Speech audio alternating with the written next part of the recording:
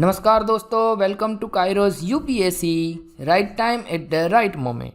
तो स्वागत है आपका हमारे डेली यूपीएससी के एमसीक्यूज़ की। चलिए शुरुआत करते हैं आज के हमारे सबसे पहले एमसीक्यू के साथ। Consider the following statement about Takakia. चलिए, आपको पूछा है टकाकिया के बारे में। अगर आपको टकाकिया पता ही नहीं है तो फिर इस क्वेश्चन का आंसर आप नहीं दे पाएंगे। ठीक है, देखते हैं। Takakia is a rare genus of moss and oldest surviving plant species है। चलिए, इतना पता चल गया हमें कि यह कुछ स्पीसीज के बारे में हो सकता है, ऐसा पूछ रहा है। दूसरा, it only has 2 species and both of them are found together only in Tibetan plateau. देखिए, ओनली लिखा है, बहुत ही ज़्यादा कैसा है, एक्सट्रीम वर्ड है। ठीक है, तो हो सकता है दूसरा सेंटेंस गलत हो। तीसरा, it combine features found in mosses liverworts and green algae. चलिए, ये कंबाइन फीचर्स शो कर रहा है किन किन के, मोसेज के, लिवरवर्ट के और ग्रीन एल्गी के। तो आपको बताना है how many of the following statement are correct. तो यह सबसे ज़्यादा हार्ड क्वेश्चन में हम कह सकते हैं कि अगर आपको पहले टकाकिया नहीं पता है और पता है तो एग्जैक्ट इन्फॉर्मेशन पता होनी चाहिए। इसीलिए काइरोस की चैनल आपके लिए डेली एमसीक्यू लेके आती है, जैसे आपकी प्रैक्टिस हो सके और साथ ही साथ आप कैसा करंट अफेयर्स पढ़ रहे हो उसकी प्रैक्टिस भी हो सके। ठीक है, चलिए देख लेते हैं। तो यहाँ पे तीनों के तीनों जो सेंटेंस है, ये तीनों सेंटेंस सही है। तो क्या आएगा हमारा आंसर? हमारा आंसर आएगा option C, all 3 are correct. ठीक है, चलिए देख लेते हैं अब क्या है। तो टकाकिया जो है, यह टकाकिया को अभी थ्रेटन हुआ है किन की वजह से? क्लाइमेट चेंज की वजह से, ऐसे हमारे जूलॉजी वाले बताते हैं। देखिए, आप अगर तिबेटियन प्लेटू में घूमने गए होंगे तो वहाँ पे ऐसा कोई रेयर केसेस वाला एक प्लांट आपको दिखेगा। हम सामान्य भाषा में उसको क्या कह सकते हैं? ग्रास कह सकते हैं, लेकिन यह ग्रास की एक स्पेशल वेराइटी है। ठीक है, और यह जो होती है, यह हमारी ओल्डेस्ट सर्वाइविंग प्लांट स्पीसीज है। मतलब कि आप देख लो कि सबसे पुरानी अगर कोई प्लांट की स्पीसीज है तो उसमें नाम आएगा किसका? टकाकिया का। ठीक है, यह लुक्स लाइक अ लेटर और masses of green algae. Yes, इनके जैसी यह दिखती है, होती बहुत ही स्मॉल होती है, जैसे कि शॉर्ट होती है, फिंगर लाइक लीव्स उनके होते हैं। ठीक है, एक और चीज़, यह उनकी पूरी दुनिया में सिर्फ 2 प्रकार की ही स्पीसीज पाई जाती है और दोनों एक साथ ही पाई जाती है। कहाँ पे? यह पाई जाती है तिबेटियन प्लेटू के आसपास। ठीक है, तो आपको इस टकाकिया के बारे में इतना नॉलेज होना काफ़ी है। इतना नॉलेज होगा तो यूपीएससी इससे हार्ड क्वेश्चन आपको नहीं पूछने वाली। ठीक है, चलिए next question. Consider the following statement regarding प्रधानमंत्री उच्चतर शिक्षा अभियान, यानी कि पीएम उषा के बारे में बताना है आपको। चलिए, 3 सेंटेंस दिए हैं, 3 में से कितने करेक्ट है यह पूछा है आपको। हाउ मेनी आर करेक्ट पूछा है। ठीक है, पहला, PM Usha aims to provide funding exclusively to central universities for enhancing their infrastructure. क्या यह स्कीम सेंट्रल यूनिवर्सिटी को ही सिर्फ इंफ्रास्ट्रक्चर के लिए पैसा देती है क्या? पहला सेंटेंस यह पूछ रहा है, जो कि कैसा है? गलत है। दूसरा, funds under PM Usha flow directly from the central ministry to the identified institution. क्या इसमें जो भी पैसा हम पहुंचाने वाले हैं यह डायरेक्टली सेंट्रल मिनिस्ट्री से थ्रू सीधा इंस्टीट्यूट के पास पहुंचेगा, या फिर बीच में कोई एक होगा जो आगे ट्रांजिशन में पैसा देगा? तो यह भी चीज़ गलत है। सर जी क्यों गलत है वो तो बता दीजिए। 1 मिनट, थोड़ा हम सॉल्यूशन की ओर बढ़ेंगे तब देखते हैं कि यहाँ पे सेंट्रल मिनिस्ट्री के बाद यहाँ पे पैसा आता है किसका? यहाँ पे रोल आता है स्टेट मिनिस्ट्री का। ठीक है, स्टेट के ऑर्गन का रोल आता है। उसके बाद हमारा जो भी पैसा होता है यह हम किसको देंगे? इंस्टीट्यूशन को देंगे। ठीक है, तीसरा, it emphasis to improving the quality of teaching learning processes in higher education. बिल्कुल, पीएम उषा जो है यह हमारे हायर एजुकेशन को और ऊपर लेके जाने के लिए है। तो हमें क्या पूछा है? हमें पूछा है हाउ मेनी आर करेक्ट। तो यहाँ पे कितना है? एक गलत है, दूसरा गलत है, तीसरा सही है, तो सिर्फ आएगा हमारा ओनली 1 करेक्ट आंसर आएगा। ठीक है, चलिए अब देख लेते हैं कि क्या हुआ है।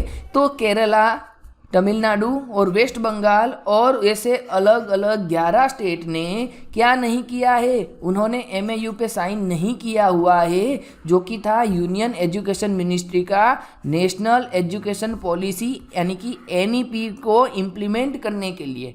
और अगर आप ऐसा नहीं करोगे तो आपको फंड नहीं मिलेगा तकरीबन 13,000 करोड़ रुपए का, जो कि आपके PM उषा के थ्रू मिलने वाला था।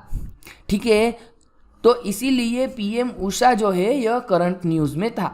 याद रखिएगा कि इस PM उषा का एम जो है, यह एम है हमें क्या करना है, फंडिंग पहुंचानी है किसको, हायर एजुकेशन इंस्टीट्यूट को। ठीक है, और यह जो फंडिंग है तो यह फंडिंग किसको जाएगा, यह सबसे पहले जाएगा स्टेट को, उसके बाद स्टेट की स्ट्रेटजी के हिसाब से इश्यू ऑर्डर एड्रेस हुए हैं, तो उस हिसाब से हम हायर एजुकेशन के लिए क्या करेंगे, पैसे देंगे। ठीक है, यहाँ पे भी लिखा है कि हमें ये फंड्स जो फ्लो करना है वो सेंट्रल मिनिस्ट्री के द्वारा बाद स्टेट मिनिस्ट्री या फिर UT के पास पहुँचेगा, उसके बाद आइडेंटिफाइड इंस्टीट्यूशन तक पहुँचेगा। ठीक है, याद रखिएगा PM उषा। चलिए चलते हैं आगे। Consider the following statement about glyphosate. चलिए ग्लाइफोसेट के बारे में आपको बताना है। Glyphosate is a widely used herbicide that can kill certain weeds and grasses. दूसरा, glyphosate is a systematic herbicide as it is absorbed by the plant's leaves and then translocated throughout the plant's vascular system। आपको बताना है glyphosate के बारे में, तो दोनों के दोनों सेंटेंस क्या पूछा है, करेक्ट पूछा है, तो करेक्ट ही है। क्यों, क्योंकि ग्लाइफोसेट जो होता है यह एक प्रकार का क्या है, हर्बिसाइड है, और यह हर्बिसाइड है यह क्या कर सकता है, यह जो भी अनवांटेड आपके ग्रासीज है या फिर वीड्स है उसको मार देता है। तो पहला सेंटेंस गलत है, और दूसरा सेंटेंस जो है यह दूसरा सेंटेंस भी हमारा सही है, तो हमारा सही आंसर आ जाएगा ऑप्शन सी, बोथ 1 and 2। ठीक है, चलिए थोड़ा सा देख लेते हैं अभी क्यों यह न्यूज़ में था। तो अभी क्या हुआ है, एक्सपर्ट ने हमें वार्न किया है किसके लिए, pesticide seller against the sale and storage of glyphosate as it exponents to cause of cancer. ठीक है, कि ग्लाइफोसेट की वजह से क्या हो सकता है, कैंसर हो सकता है। चलिए थोड़ा सा ग्लाइफोसेट के बारे में भी जान लेते हैं। तो उसमें स्मॉल मॉलिक्यूल्स होते हैं जो कि linear carbon chain with weaker bonds के थ्रू बनाए जाते हैं। अब जितना वीकर बॉन्ड होगा उतना ही हमारी फूड सिस्टम में यह एंट्री लेने की पॉसिबिलिटीज बढ़ जाती है। ठीक है, और इसका इस्तेमाल कैसे होता है, बहुत ही ज़्यादा मात्रा में हर्बिसाइड के तौर पे यह इस्तेमाल करते हैं। ठीक है, यह क्या करता है, तो glyphosate is degraded in soil and water by microbes and binds tightly to soil particles, और यह एक क्या है, सिस्टमेटिक हर्बिसाइड है। तो इसका इतना इन्फॉर्मेशन आपको पता होना चाहिए। और ग्लाइफोसेट एक कैंसर कॉजिंग एजेंट है, यह भी UPSC पूछ सकती है। ठीक है, चलो चलते हैं आगे। The metagenomics recently in the news is related to the affairs of. चलिए अभी कुछ दिनों से मेटाजीनोमिक्स न्यूज में था, तो किस लिए था, क्या यह रिन्यूएबल एनर्जी सोर्सेज के लिए था, जीनेटिक मटेरियल स्टडी के लिए था, बायोडाइवर्सिटी कंजर्वेशन के लिए था, या फिर क्वांटम कंप्यूटिंग के बारे में था। चलिए बता दीजिए क्या आएगा। जी हाँ, बिल्कुल सही बात है सर, यहाँ पे हमें हिंट तो दे दिया हुआ है, क्या है, जीनोमिक्स के है, तो यह क्या आएगा, option B, genetic material study के लिए इसका न्यूज़ में रहता था। ठीक है, चलिए अब देख लेते हैं कि यह क्या हुआ था। तो क्या हुआ था कि हमें in order to get a breakthrough in definitive identification of SARS-CoV-2, scientists did not go to more time consuming microbiology route. Instead, in the break from tradition, they were directly subjected to genome sequencing and informative analysis which help the scientists quickly identify the virus. This is new approach is called metagenomic। ठीक है, मतलब क्या हुआ कि उन्होंने quickly identify किया है किनको, यह जो भी आपके SARS-CoV-2 के वायरसेस को। ठीक है, तो उसी के लिए यहाँ पे सारी इंफॉर्मेशन हमें प्रोवाइड किया हुआ है। तो मेटाजीनोमिक्स मतलब analysing genetic material directly from samples. ठीक है, याद रखना, directly from samples using sequencing adding research in various fields. चलिए चलते हैं आगे।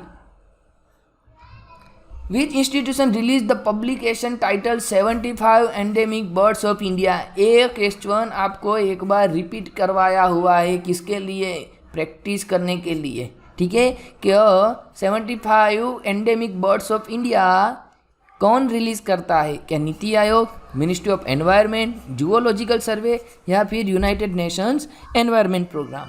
चलिए, तो क्या आएगा इसका सही जवाब? इसका सही जवाब आएगा option C, zoological survey of India. ZSI ने इसको लॉन्च किया हुआ है और इसमें उन्होंने क्या बताया है यह भी आपके लिए इम्पोर्टेंट है। तो उन्होंने बताया हुआ है कि 5% जो बर्ड्स फाउंड है वो कैसे है, एंडेमिक है हमारे देश में, और यह दुनिया के किसी और पार्ट्स में हमें देखने को नहीं मिलते हैं। कितने?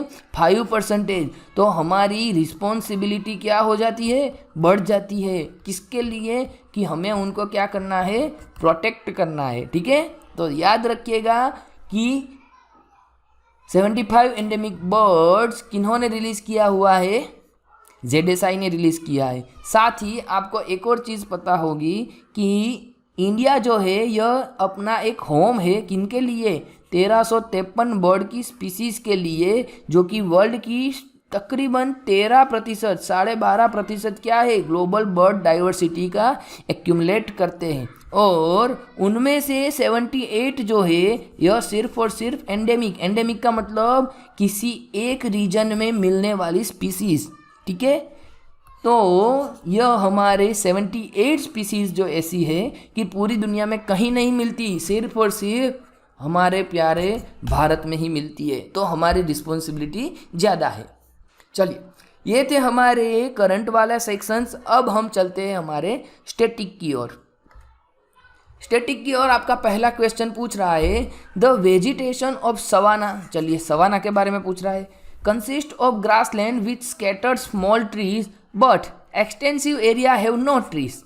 मतलब कि सवाना में आपके क्या होता है, ग्रासलैंड तो बहुत होते हैं लेकिन उसमें कोई ट्रीज नहीं ज़्यादा देखने को मिलते। ठीक है, the forest development in such area is generally kept in check by one और मोर और a combination of some condition. Which of the following are such condition.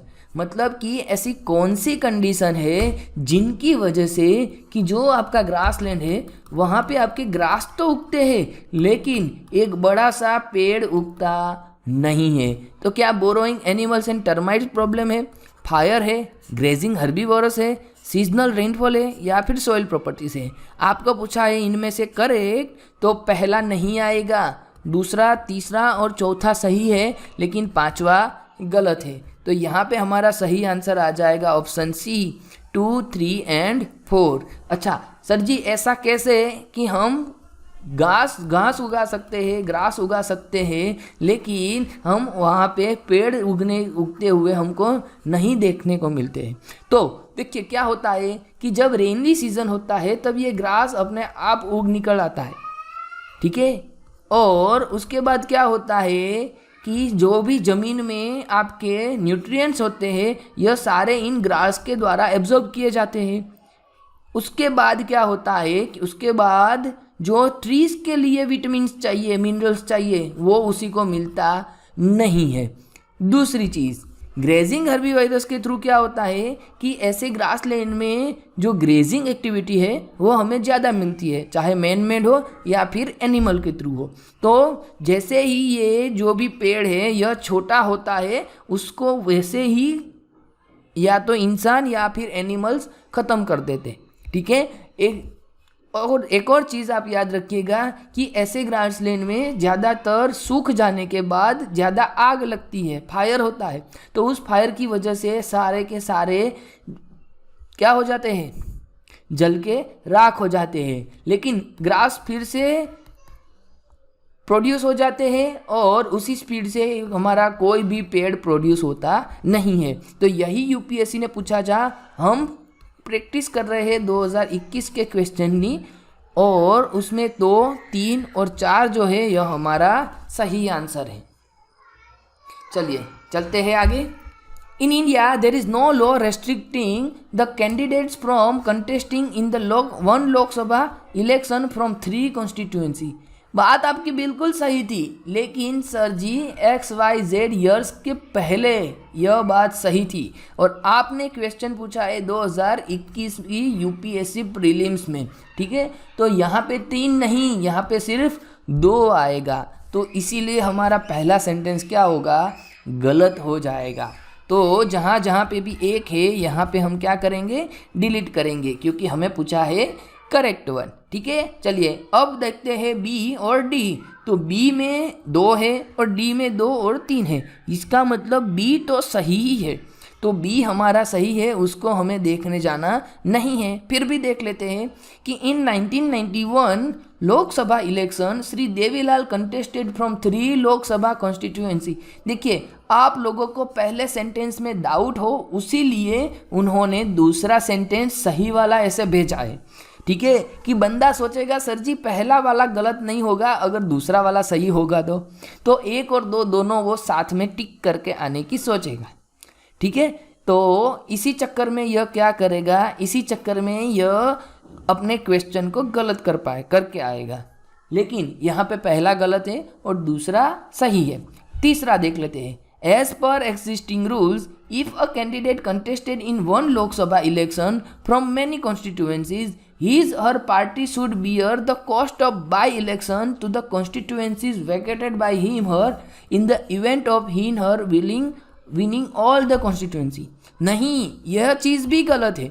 देखिए 2014 में आपको पता होगा कि नरेंद्र मोदी जी ने वडोदरा और वाराणसी ये दोनों जगह से कंटेस्ट किया था, लेकिन दोनों जगह पे जीतने के बाद आपको क्या करना होता है, आपको एक सीट को वैकेंट करना है, ठीक है। अगर आप वैकेंट नहीं करोगे तो दोनों की दोनों आपकी चली जाएगी। तो उसके बाद नरेंद्र मोदी जी ने क्या किया था, वह सबको पता है कि बड़ौदा वाली जो सीट है वह उन्होंने छोड़ दिया था और वाराणसी सीट को कंटिन्यू किया था, ठीक है। लेकिन इस यहाँ पे जो दूसरी बार बाई इलेक्शन होगा तो बीजेपी खर्चा नहीं करेगी, बीजेपी तो अपने चुनाव प्रचार के लिए खर्चा करेगी, लेकिन जो इलेक्शन का खर्चा है यह कौन करेगा, हमारा इलेक्शन कमीशन करेगा।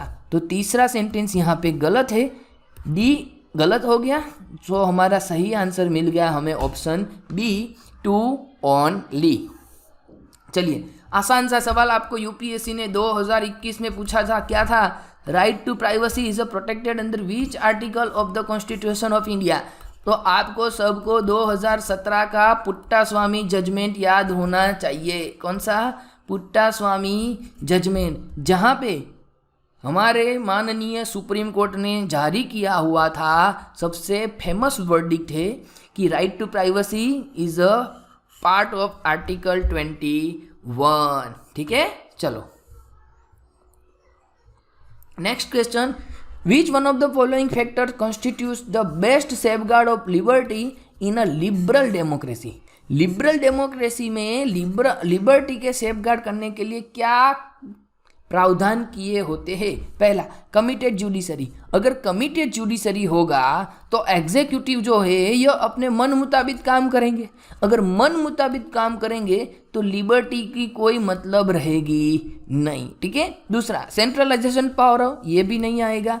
इलेक्टेड गवर्नमेंट, अब भैया इलेक्टेड गवर्नमेंट हो या सिलेक्टेड गवर्नमेंट हो, हमें बात करनी है किनके लिए, लिबर्टी के लिए, तो यह भी नहीं आएगा। लेकिन सेपरेशन ऑफ पावर आएगा, यही इसका सही आंसर होगा। सर जी ऐसा क्यों, देखिए जो लिबर्टी होती है यह लिबर्टी ज़्यादातर हमें किससे चाहिए, हमें चाहिए स्टेट से, ठीक है। और स्टेट कौन चलाता है, स्टेट चलाते हैं एग्जीक्यूटिव किनके थ्रू? लेजिस्लेचर के थ्रू, ठीक है। और यह दोनों सही काम करे इसके लिए हमारे पास है एक जुडिशरी।